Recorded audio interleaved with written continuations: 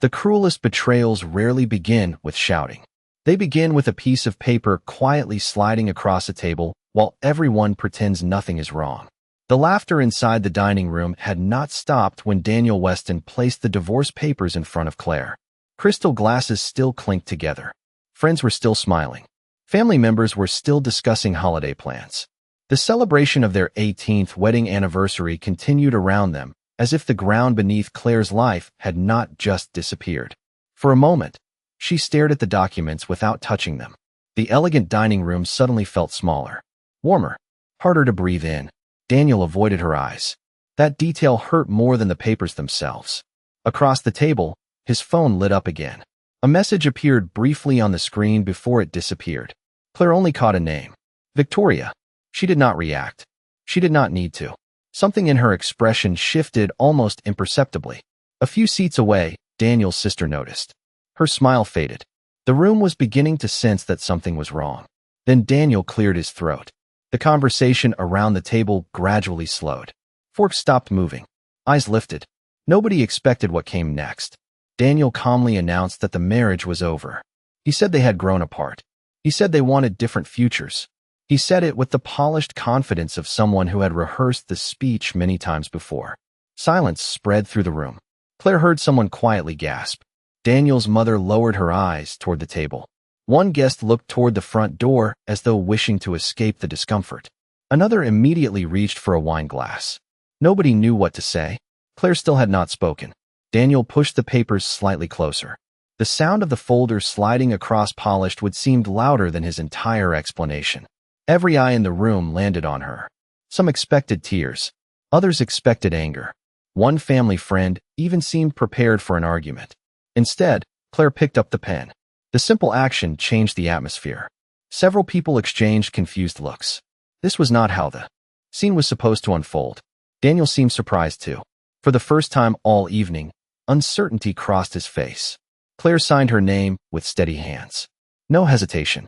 No dramatic pause. Just one signature after another. The scratching sound of ink against paper became the only noise in the room. When she finished, she carefully placed the pen beside the folder and slid it back across the table. Daniel stared at the signed papers. He had expected resistance. He had prepared for emotion. What he received instead felt far more unsettling. Claire rose from her chair. The movement drew every eye in the room. She thanked everyone for attending the evening. Her voice remained calm, controlled, almost gentle. Then she reached for her coat. As she turned toward the hallway, one of Daniel's business associates stood near the fireplace watching quietly. An older man with silver hair. Throughout the evening, he had barely spoken. Now his eyes followed Claire with unusual interest. Not pity, respect. Claire noticed him for only a second before continuing toward the door. Outside, snow drifted softly beneath the glow of streetlights. The cold air hit her face the moment she stepped onto the front porch. Behind her, muffled voices began filling the house. Questions, speculation, judgment. But another reaction was unfolding inside as well. The silver-haired guest glanced once more toward the closed front door before reaching for his phone. He sent a brief message and slipped the device back into his pocket. Nobody noticed. Nobody asked. And nobody could have imagined that the quiet woman who had just walked away from her marriage would one day become the person everyone in that room wished they had understood sooner. The week after the divorce felt strangely quiet. Not because people stopped talking, but because they stopped talking to Claire. The messages that once arrived every morning disappeared. Invitations vanished. Familiar names became silent notifications that never came. Yet the noise surrounding Daniel Weston seemed to grow louder every day. 3 days after signing the papers, Claire saw the first photograph. Daniel and Victoria standing together. Outside an upscale restaurant downtown. By the end of the week, another image appeared online. Then another. Then another. What had supposedly been a private relationship became public with surprising speed. Friends who once promised loyalty suddenly acted as though nothing unusual had happened. Some even congratulated Daniel for finding happiness. Claire never responded. She simply kept moving through her days 1 hour at a time. Then came the invitation. A lavish cocktail party hosted at the very house she had spent nearly 2 decades helping build. Officially, it was a networking event. Unofficially, everyone knew it was Daniel's way of introducing Victoria to their social circle. Claire had no intention of attending, but curiosity led her to open several photos posted throughout the evening. There was Victoria standing beside the grand staircase. Victoria laughing with guests in the dining room Claire had designed. Victoria greeting people near the fireplace where family Christmases had once taken place. Each image felt less like a celebration and more like an erasure. Yet something unexpected happened. Among the hundreds of comments praising the event, Claire noticed a single message from a profile she did not recognize. The comment was brief. "Dignity ages better than popularity." The account disappeared before she could click on it. Claire stared at the screen for several seconds before setting her phone aside. Meanwhile, Daniel seemed determined to rewrite history. Mutual friends began repeating versions of the same story. They claimed Claire had become distant. They claimed she lacked ambition. They claimed the marriage had failed because she never truly supported Daniel's success. Each version sounded slightly different, but the conclusion remained the same. Daniel was moving forward. Claire was being left behind. The social pressure intensified when several longtime friends stopped returning her calls altogether. One woman she had known for 15 years crossed the street rather than speak to her. Another canceled lunch plans without explanation. The rejection hurt more than Claire expected, not because she needed their approval, but because she finally understood how conditional much of it had been. One rainy afternoon, she returned to the house to collect the last of her belongings. 2 suitcases sat near the front door. A framed family photograph remained on the entry table.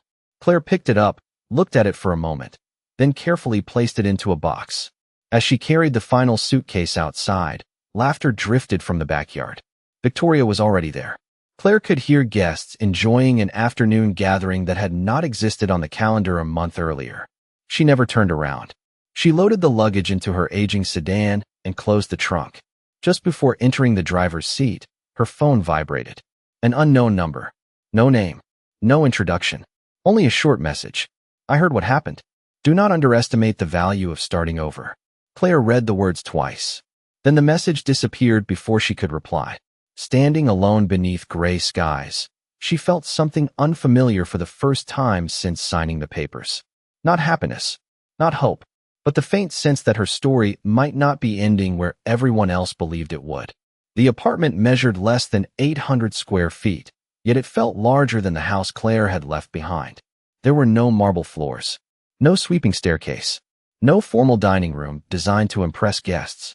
Just a small living room, a compact kitchen, and windows that overlooked a quiet Boston street lined with old brick buildings. On her first morning there, Claire sat alone with a cup of coffee and listened to something she had not heard in years. Silence. Real silence. No expectations. No schedules built around someone else's ambitions. No tension hiding beneath polite conversations. The feeling was unfamiliar, almost uncomfortable. Yet somewhere beneath the uncertainty was relief. The weeks that followed were far from easy. Claire carefully tracked every expense. She canceled subscriptions she no longer needed. She sold furniture that would not fit inside the apartment. More than once, she stood in a grocery store comparing prices before deciding which items could wait until next week. The life she had known was gone. But for the first time in years, every decision belonged to her. While Daniel and Victoria continued appearing in photographs across social media, Claire quietly built a routine. Early mornings, long walks, hours spent researching industry trends and preparing business proposals. She launched an independent consulting practice using little more than experience, determination, and a laptop sitting on a secondhand desk. The response was slow. Days passed without inquiries. Then weeks. Several potential clients never returned her calls. Others politely declined meetings. One company owner actually asked whether she had ever managed anything significant on her own. Claire smiled, thanked him for his time, and left without defending herself. That evening, she received another unexpected message from an unknown number. "Keep going. Most people quit right before something changes." She stared at the words. Once again, there was no name attached. No explanation. The number could not be traced when she attempted to call back. The mystery lingered in her mind, but work demanded more attention. Then came her first real opportunity. A family-owned manufacturing company outside Boston was struggling with declining revenue and internal confusion. They could not afford a large consulting firm. Claire accepted the project anyway. During her first meeting, Several executives seemed skeptical. One man spent most of the presentation checking his phone. Another openly questioned whether she had enough experience. Claire never argued. Instead, she listened. She asked questions. She studied reports others had ignored. Within days, she identified problems that had been quietly costing the company millions of dollars over several years. The recommendations she presented were practical, clear, and difficult to dismiss. 3 months later, performance numbers began improving. 6 months later, revenue had increased dramatically. For the first time since the divorce, Claire felt something returning. Confidence. Not because people praised her, because results spoke for themselves. Word slowly spread through local business circles. One client recommended her to another, then another. Opportunities arrived gradually, but they arrived. One afternoon, while leaving a meeting downtown, Claire noticed a black luxury sedan parked across the street. A silver-haired man stepped from the vehicle and entered a nearby office building. Something about him seemed familiar. Then she remembered. He was the quiet guest from Daniel's anniversary dinner. The same man who had watched her sign the divorce papers. Before she could decide whether to approach him, he disappeared inside the building. The encounter lasted only seconds, yet it stayed with her for the rest of the day. That evening, as sunlight faded beyond the city skyline, Claire opened her inbox and found an invitation to a business conference in Chicago. The sender was unknown. The registration fee had already been paid. At the bottom of the message was a single sentence.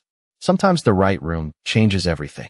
Chicago greeted Claire with cold autumn air and a skyline painted in steel and glass. The business conference occupied 3 floors of one of the city's most prestigious hotels. Hundreds of executives, investors, and entrepreneurs moved through the lobby carrying name badges and coffee cups. Most people arrived hoping to be noticed. Claire arrived hoping to learn. The invitation that had mysteriously appeared in her inbox remained a puzzle, but she decided not to waste the opportunity. During the first morning session, she listened more than she spoke. Panel after panel discussed growth strategies, acquisitions, and leadership trends. Many presentations sounded impressive.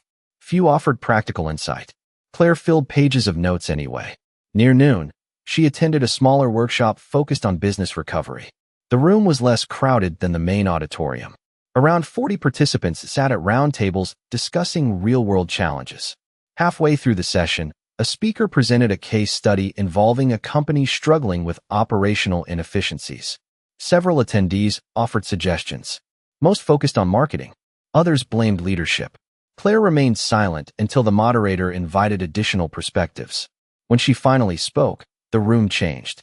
Instead of addressing symptoms, she identified the root problem. She pointed to overlooked data, hidden costs, and structural weaknesses buried beneath surface-level issues. Within minutes, attendees stopped checking their phones. Heads turned. The moderator asked follow-up questions. Claire answered each one calmly. By the end of the discussion, people were writing down her observations. One participant quietly asked for her business card. Then another. Then another. For the first time since arriving, Claire felt visible. Not because she demanded attention, because she earned it. Later that afternoon, she found herself sharing a table with a man she had not met before. He appeared to be in his early 50s. Well-dressed, but understated. No entourage. No visible display of status. His conference badge simply read Alexander Pierce. Their conversation began with industry trends and gradually expanded into leadership, resilience, and decision-making. Unlike many people at the conference, Alexander spent more time asking questions than answering them. He seemed genuinely interested in Claire's perspective. When she described helping struggling businesses rebuild, he listened carefully. When she discussed lessons learned from failure, he paid even closer attention. Hours passed surprisingly quickly. By the end of the day, Claire realized she had spoken with him longer than anyone else at the event. Yet she still knew very little about him. The next morning brought another surprise. A keynote speaker canceled unexpectedly. Conference organizers needed someone to participate in a panel discussion. One of the moderators approached Claire directly. Several attendees from the previous day had recommended her. The invitation caught her off guard. Public speaking had never been her goal. Still, she accepted. The panel proved to be a turning point. Claire spoke honestly about rebuilding organizations during periods of uncertainty. She offered practical insights rather than rehearsed corporate language. Audience members responded immediately. Questions continued long after the session ended. Business owners lined up to introduce themselves. Potential clients requested meetings. Opportunities seemed to emerge from every direction. Standing near the back of the room, Alexander watched quietly. A faint smile appeared on his face as he observed the reaction she was receiving. Later that evening, as conference guests gathered for a networking reception overlooking the Chicago River, Claire stepped onto an outdoor terrace to enjoy a few moments of quiet. City lights reflected across the water below. Behind her, conversations filled the room. Then her phone vibrated. A new email had arrived. It came from a company she had never contacted. They were requesting a consultation for a major project. Attached was a personal recommendation. At the bottom of the message sat a familiar signature. Alexander Pierce. Claire looked up from the screen and searched the crowd inside the reception. But Alexander was already gone. The recommendation from Chicago changed everything. Within 2 weeks of returning to Boston, Claire's calendar became fuller than it had been in years. The company that contacted her after the conference turned out to be far larger than she expected.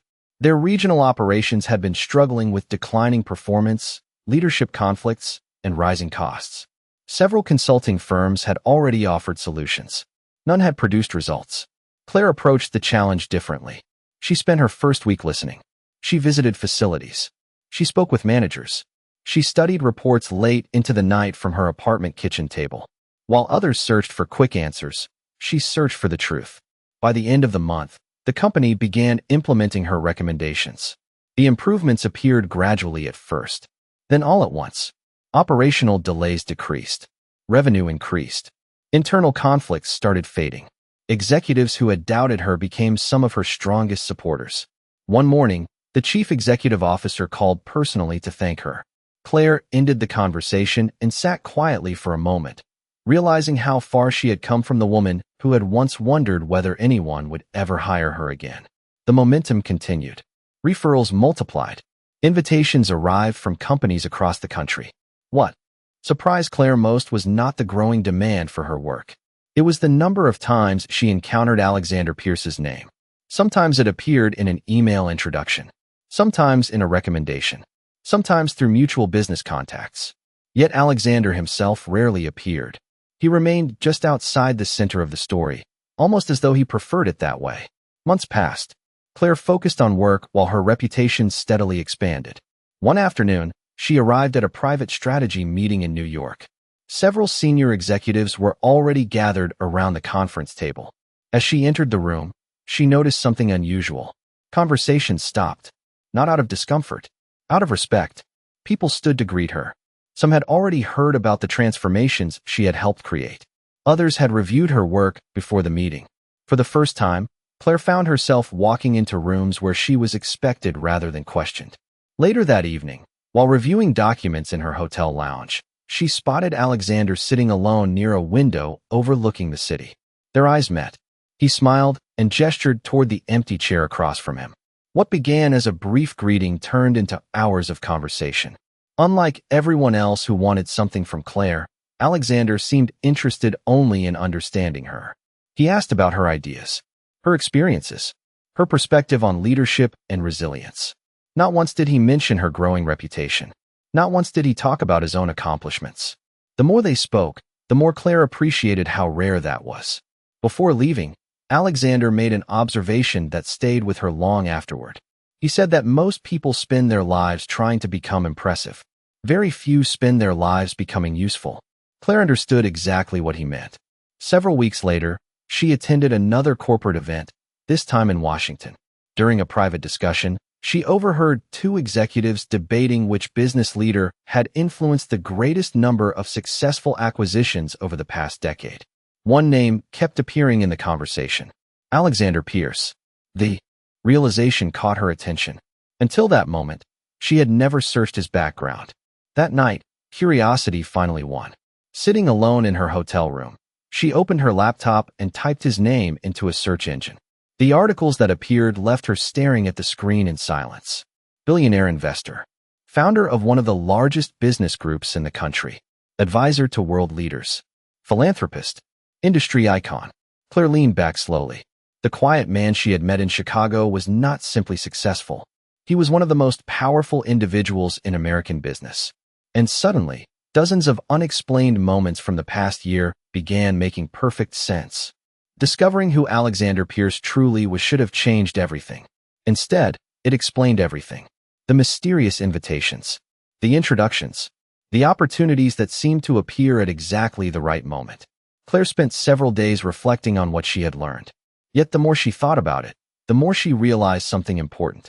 Alexander had never treated her differently before she knew his status, and he had not treated her differently afterward.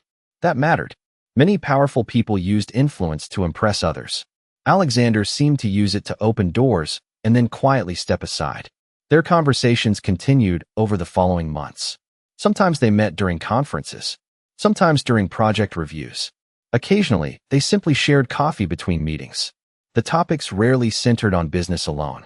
They discussed leadership, resilience, family, and the strange ways life could change direction without warning. Through it all, Claire noticed a pattern. Alexander listened more than he spoke. For a man whose name appeared regularly in financial headlines, he seemed remarkably uninterested in talking about himself. Meanwhile, Claire's professional reputation continued growing. Companies that once ignored her now competed for time on her schedule. Industry publications began mentioning her work. Invitations arrived from organizations she had admired for years. Yet despite the success, she maintained the same routines. The same apartment. The same morning walks. The same habit of working late into the evening when a client needed help. One afternoon, she arrived at a board meeting for a major corporation undergoing a difficult restructuring process. Several executives were debating solutions when a disagreement stalled progress. Voices grew tense. Deadlines loomed. Claire listened quietly before offering a recommendation. Within minutes, the room shifted. The discussion became productive. A path forward emerged. Afterward, one director shook his head and laughed softly. He admitted they had spent 3 weeks arguing about a problem Claire solved in 15 minutes. The comments spread around the table. Everyone smiled. But what stayed with Claire was something she overheard as she left the room. One executive turned to another and said that if Claire supported a strategy, he trusted it. Trust. Not admiration. Not popularity. Trust. It was worth more than either. Later that evening, Alexander called. He rarely called without reason. He mentioned an upcoming gala scheduled for the following year. One of the largest business events in the country. Industry leaders, investors, and corporate executives from across America would attend. Claire assumed he was discussing it casually until he asked whether she planned to accept the invitation when it arrived. The question caught her off guard. She laughed and said nobody had invited her to anything yet. Alexander simply replied that they would. Then he changed the subject. Months passed. Winter became spring. Spring became summer. Claire's calendar filled with projects across multiple states. Along the way, she occasionally heard updates about Daniel Weston and Victoria Reed through mutual contacts. Their lives appeared exactly as they always had from the outside. Expensive vacations, charity events, carefully curated photographs. Claire felt surprisingly little when she heard their names. The anger was gone. The sadness had faded. In its place remained perspective. One evening, after returning home from a client meeting, she opened her mailbox and found a cream-colored envelope waiting inside. The paper was heavy, elegant, formal. She carried it upstairs before opening it. Inside was an invitation to the annual Pierce Foundation Leadership Gala. Her eyes paused on the signature at the bottom. Alexander Pierce. Beneath the event details was a handwritten note. Looking forward to seeing you there. Claire smiled despite herself. Across the country, preparations for the gala were already underway. Executives would compete for invitations. Business leaders would travel thousands of miles to attend. None of them knew that one of the most important guests had once walked away from a marriage carrying 2 suitcases and a broken heart.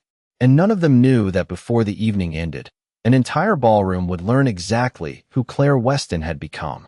The gala occupied the grand ballroom of one of New York City's most prestigious hotels. Crystal chandeliers cast warm light across polished marble floors. Business leaders, investors, philanthropists, and executives from around the country filled the room with conversation and anticipation.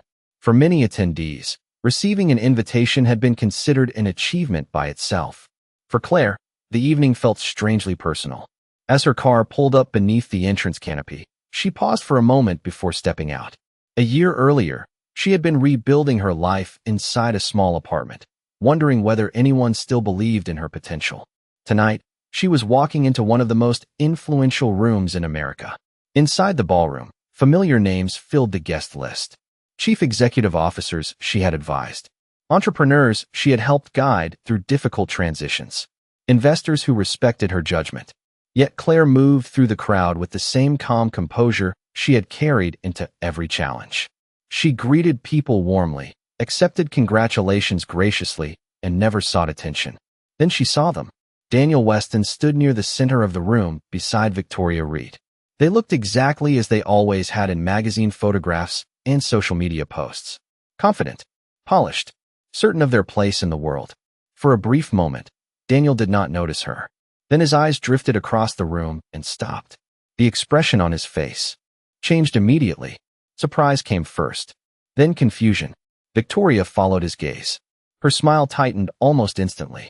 Claire was not supposed to be there, at least not according to the version of reality they had constructed. Several nearby guests approached Claire before Daniel could react. A respected investor greeted her by name. Moments later, the founder of a technology company thanked her for advice she had given months earlier. Another executive introduced her to colleagues as one of the sharpest strategic minds he had ever worked with. Daniel watched every interaction. The distance between them suddenly felt much larger than the ballroom itself. Victoria attempted to dismiss what she was seeing. She suggested that Claire had probably attended as someone's guest. The explanation sounded reasonable for approximately 30 seconds. Then another executive approached Claire. Then another. Then another. The pattern became impossible to ignore. Claire was not following influential people through the room. Influential people were seeking her out. Later in the evening, as guests gathered around tables awaiting the keynote presentation, Claire found her assigned seat. A small card rested beside her place setting. She glanced at it and froze briefly. The table was located near the front of the ballroom, not among general attendees, not among minor sponsors, near the stage itself. Across the room, Daniel noticed the seating arrangement at almost the same moment. His expression darkened with uncertainty. Something was happening that he did not understand. Victoria attempted a smile, but even she seemed unsettled now. The evening continued. Speeches began. Awards were presented. Conversations gradually quieted as anticipation built toward the final keynote address.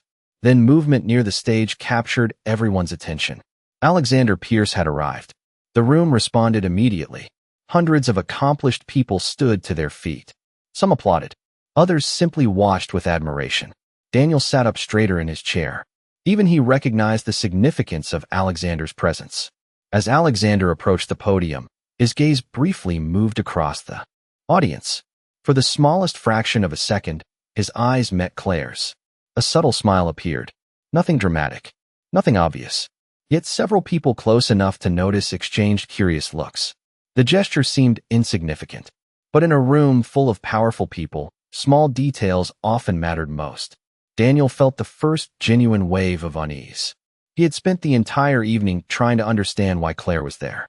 What he did not realize was that the answer was only minutes away, and when it arrived, it would change the atmosphere of the entire ballroom. Alexander Pierce stood behind the podium as the ballroom settled into complete silence. The room contained people accustomed to power, billionaires, founders, investors, industry leaders. Yet every eye remained fixed on him. His reputation alone commanded attention. Daniel Weston folded his hands on the table and focused on the stage. Victoria sat beside him, maintaining a confident expression that now seemed increasingly forced. Near the front of the ballroom, Claire remained composed. She had no idea what Alexander planned to say. The opening portion of his speech followed expectations. He spoke about leadership, responsibility, and the importance of creating opportunities for others. The audience listened attentively. Applause arrived at all the appropriate moments. Then his tone shifted. The room grew noticeably quieter. Alexander began discussing resilience. He spoke about people whose value was often overlooked because they worked without seeking recognition. He described individuals who solved problems without demanding credit. People who changed organizations from behind the scenes while others stood in the spotlight. Several guests nodded in agreement. Claire listened carefully, sensing something unusual beneath his words. Alexander paused and glanced across the audience. The silence deepened. Then he shared a personal story. He spoke about meeting someone at a business conference in Chicago several years earlier. A woman who entered the room carrying none of the advantages many others possessed. No corporate empire. No famous surname. No team promoting her accomplishments. Yet within a single discussion, she had demonstrated more insight than executives who had spent decades in boardrooms. A ripple of curiosity moved through the ballroom. Guests exchanged glances. Daniel frowned slightly. Something about the story felt familiar. Alexander continued. He explained how he had watched this woman help struggling companies recover, how he had witnessed leaders place their trust in her judgment, how he had observed her succeed despite obstacles that would have convinced many people to quit. Every sentence seemed to increase the tension inside the room. Claire's heart began beating faster. Around her, attendees listened with growing fascination. Then Alexander revealed the final piece. He explained that several of the most successful strategic initiatives within his own business group had been shaped by the same individual. The audience reacted immediately. Quiet murmurs spread between tables. People began searching the room, trying to identify who he meant. Daniel shifted forward in his seat. Victoria looked toward the stage with visible uncertainty. Alexander allowed the suspense to linger for a moment longer. Then he smiled. He said that success often belongs to those who continue moving forward when nobody is watching. He said that true leadership is revealed through character rather than titles. Finally, he invited the woman he had been describing to stand. Claire froze. The entire ballroom turned toward her. Hundreds of faces. Hundreds of eyes. Complete silence. Then Alexander spoke her name. Claire Weston. The reaction was immediate. Applause erupted across the room. Not polite applause. Genuine applause. People rose to their feet. Some smiled. Others looked genuinely amazed. Several executives near Claire began applauding before anyone else. Daniel remained seated for several seconds, unable to process what he was seeing. The expression on his face was not anger. It was realization. A painful realization arriving far too late. Victoria looked equally stunned. Everything they believed about Claire suddenly collapsed beneath the weight of reality. Meanwhile, Alexander stepped away from the podium and extended a hand toward her. Claire slowly rose from her chair. The standing ovation continued.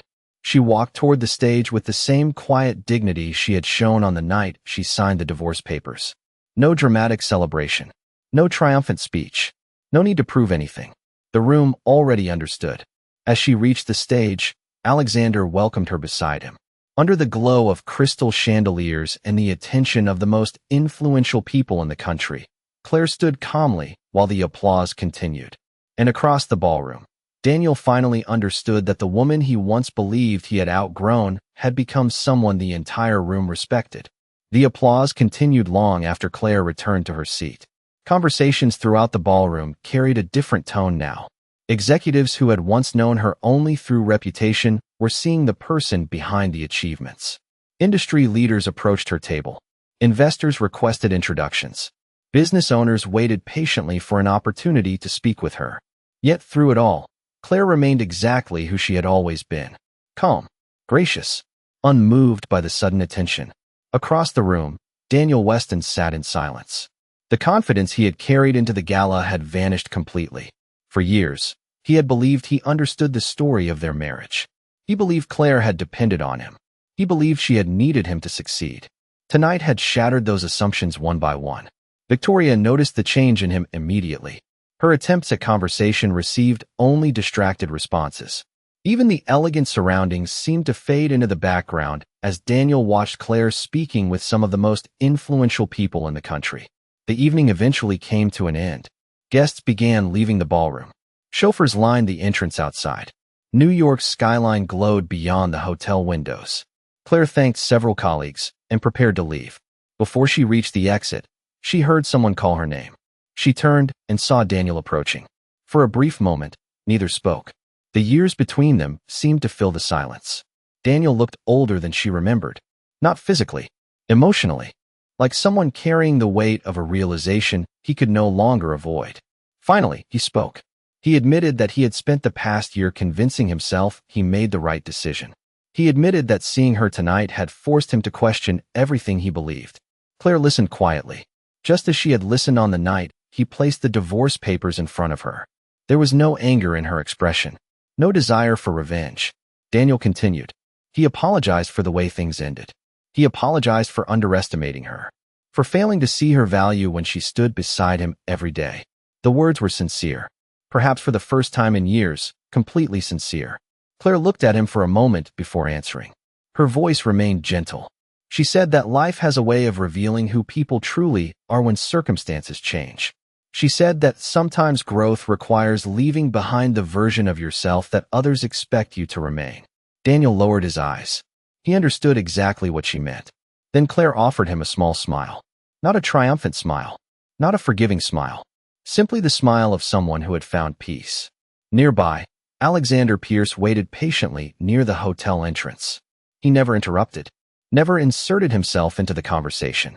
He simply stood there, allowing Claire the space to close a chapter of her life on her own terms. Daniel noticed him and gave a small nod of acknowledgement. For the first time, there was no jealousy, only understanding. Claire thanked Daniel for what he had said. Then she shared one final thought. Some people only recognize your value after they no longer have access to it. The words were not intended to wound him. That was what made them impossible to forget. Daniel nodded slowly. He knew she was right. Outside, the city lights reflected across the polished black car waiting at the curb. Claire walked toward the entrance where Alexander opened the door for her. Before stepping inside, she paused for one final glance at the hotel behind her. Not because she was looking back, because she was appreciating how far she had come. A woman who once left her home, carrying 2 suitcases now, carried something far more valuable. Confidence, purpose, freedom. As the car disappeared into the Manhattan night, Daniel remained standing beneath the glow of the hotel lights. Watching, reflecting, understanding. Claire had not won because she became successful. She had won because she never allowed bitterness to define her future. And somewhere beyond the skyline, moving toward the next chapter of her life, she finally understood the truth that had been waiting for her all along. She did not need someone else to save her. She only needed the chance to become herself.